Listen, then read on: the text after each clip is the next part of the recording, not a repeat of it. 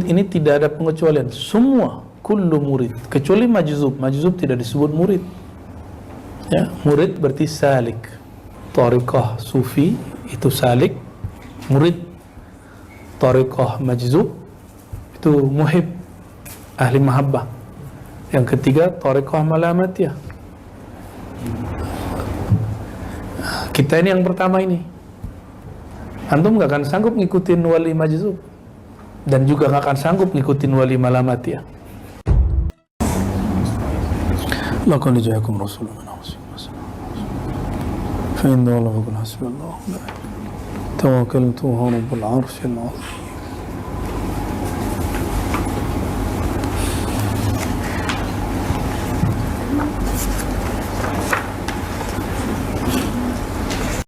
Bayangkan betapa besar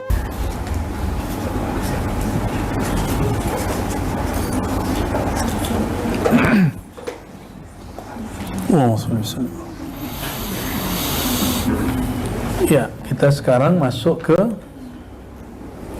tugas murid di dalam thariqah. Kalau di kitab Al-Inbah halaman 22, Imam Ibn Arabi menyebutkan sekitar 12. Ya, 12. Ini ada beberapa fasal kita loncat. Tidak masalah karena satu fasalnya berdiri sendiri, seperti hikam.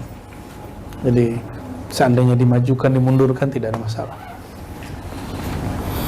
Mari kita bacakan surah Al-Fatihah. Nuhdiha للنبي صلى الله عليه وسلم ولسادتنا الأنبياء والمرسلين والأولياء العارفين والعلماء العاملين وخصوصا سيدي شيخ محي الدين الشيخ الأكبر ابن عربي. الفاتحة. بسم الله الرحمن الرحيم. إياك نعبد وإياك نستعين.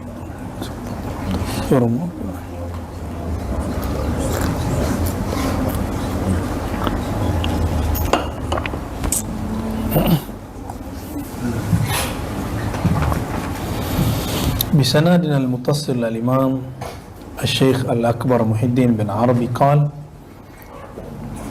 كل مريد لا يلقي على نفسه في أوان إرادته 12 وظيفة فليس بمريد. كل مريد, setiap murid.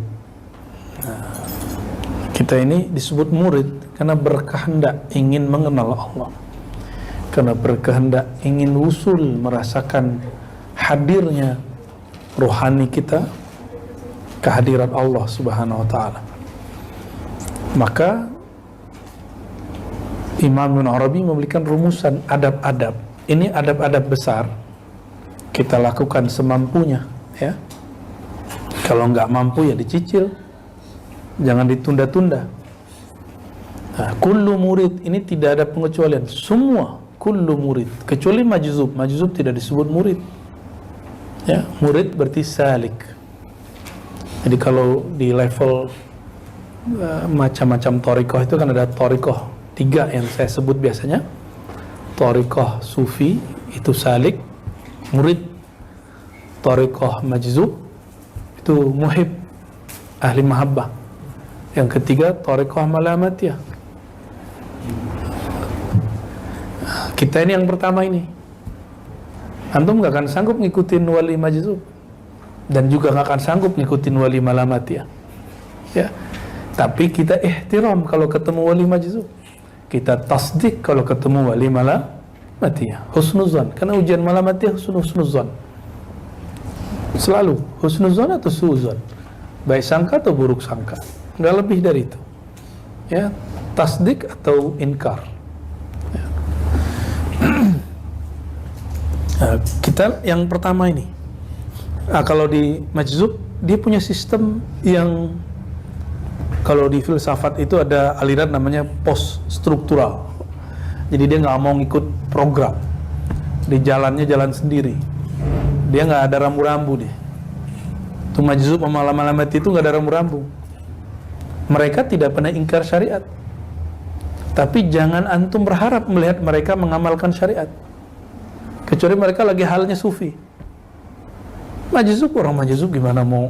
Majzub kan urfi anhul qalam. Majzub itu ada orang mabuk 70 kali lipat dari majzub, dari sakr. Orang mabuk.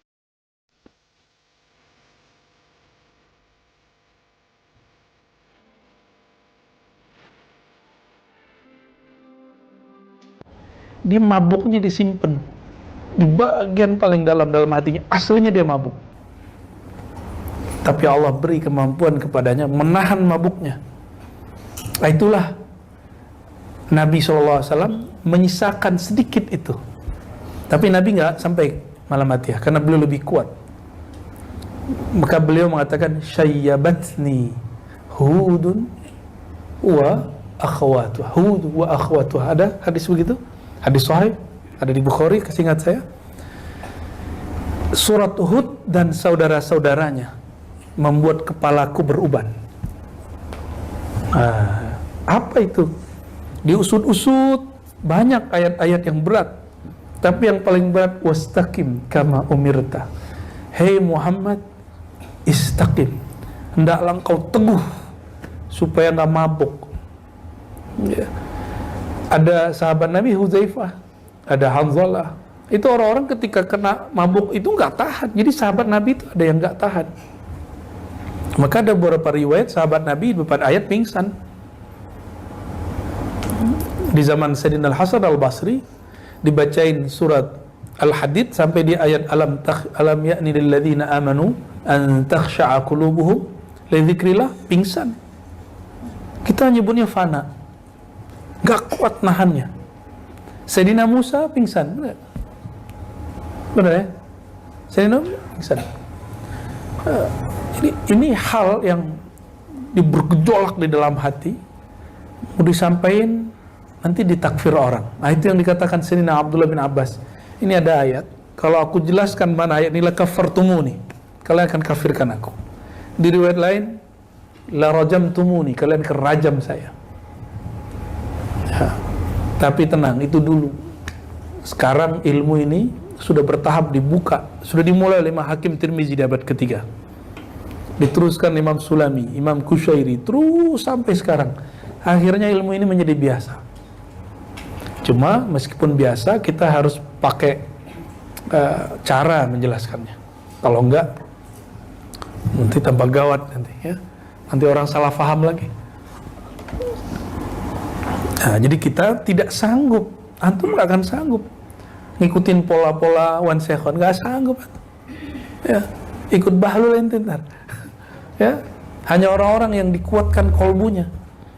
Itu yang khidmat ke beliau itu berat sekali ujiannya.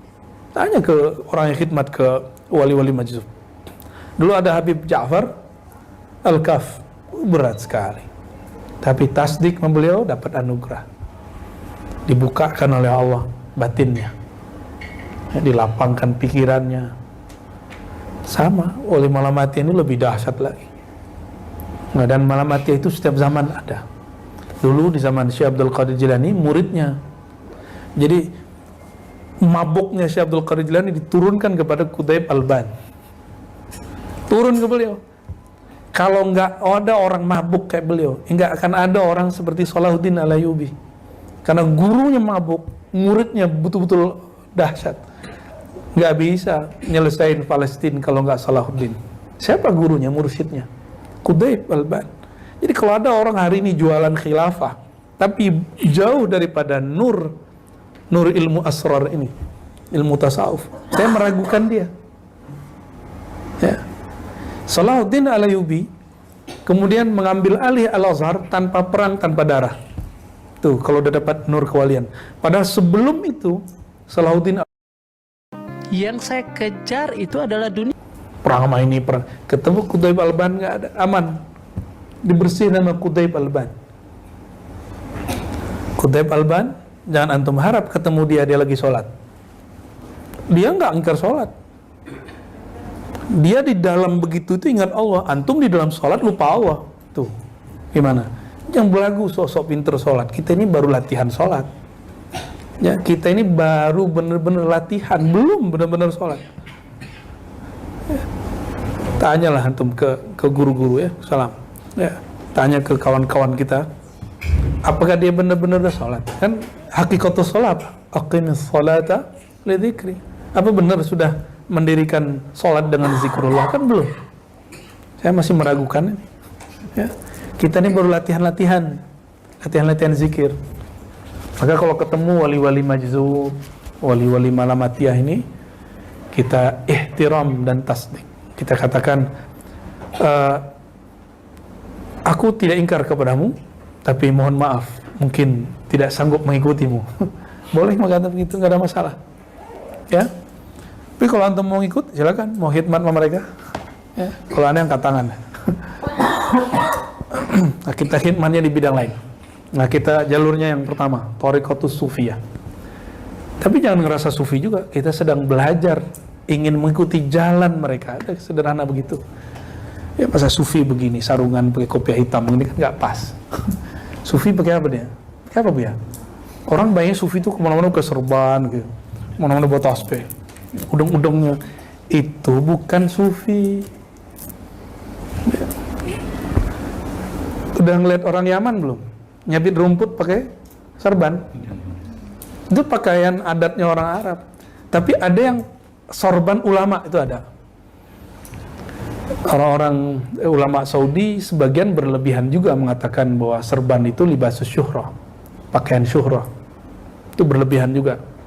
Ada syekh mereka namanya Utsman Al-Khamis. Ya, ditanya sama orang, gimana hukum pakai serban? Jawab dia, itu libas syuhrah. Libas syuhrah itu gaya-gayaan, beda-beda sama orang.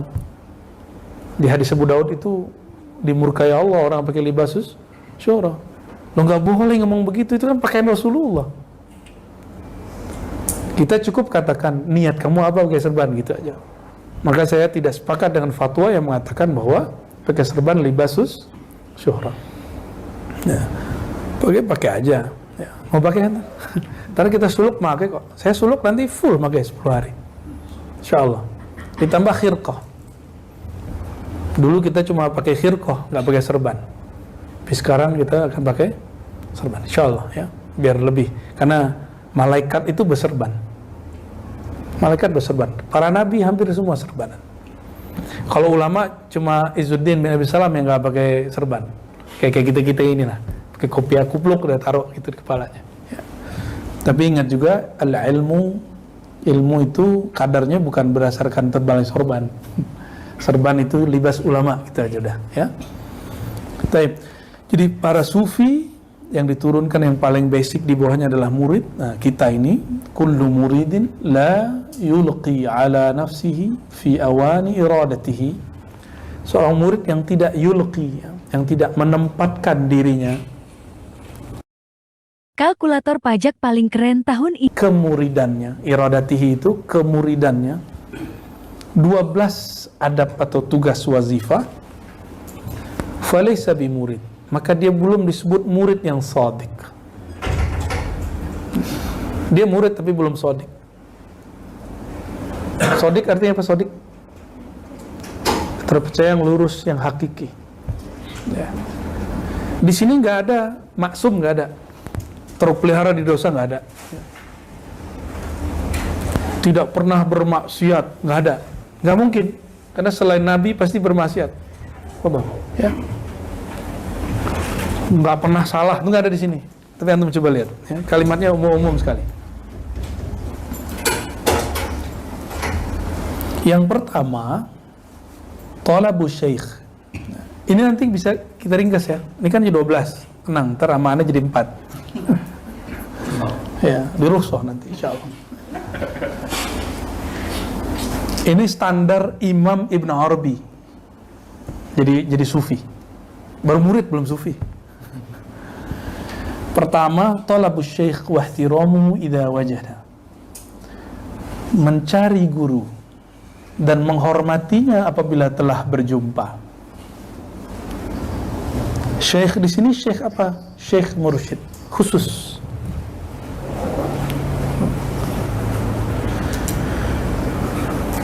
Belajarlah cara ihtiram kepada para santri. Nah, di sini kan ada beberapa teman antum yang santri. Tanya adab santri ke dia. Ya, yang tahu adab tuh santri biasanya. Ya.